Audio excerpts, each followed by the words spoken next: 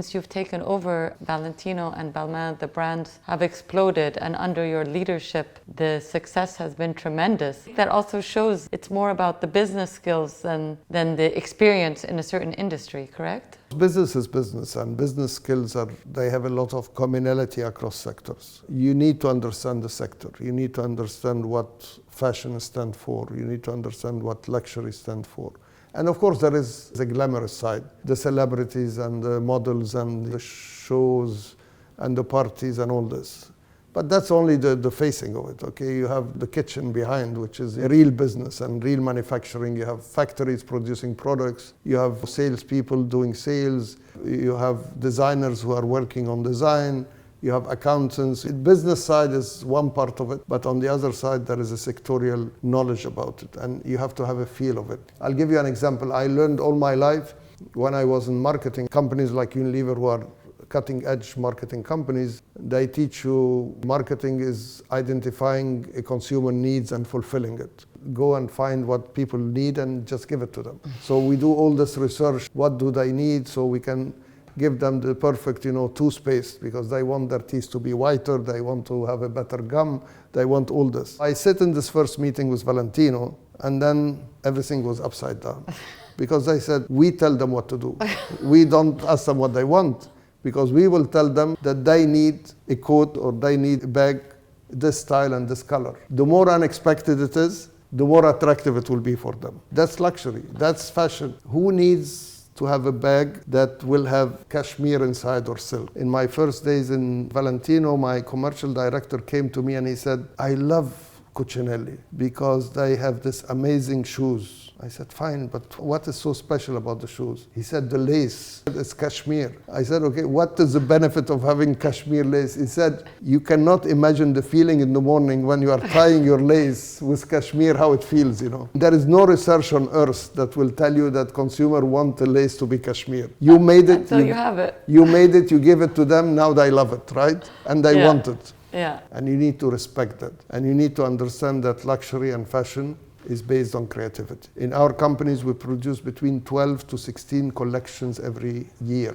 And every collection is like a new movie. You have the chance whether it will work, it will not work, people will accept it, will not accept it, but it's all creativity. If you don't have the creativity, you don't have the brands. Yeah. In reality, sometimes, especially in women, even if functionally it's bad, it doesn't matter. If it looks, attractive and good, it's fine. In some seasons, you have the trend of selling shoes with heels of 15 centimeters. I'm sure it's not comfortable to walk on the shoes, but it feels good, right? And there is a lot of examples. But at the end, you need to understand the industry. Yes. And how many times were you completely surprised by something, by a trend that you thought wouldn't work and turned out to be a big hit? I learned my lesson very quickly in the beginning, because every time I was shown any products before hitting the market, at the stage of inception and birth of the product, I was wrong.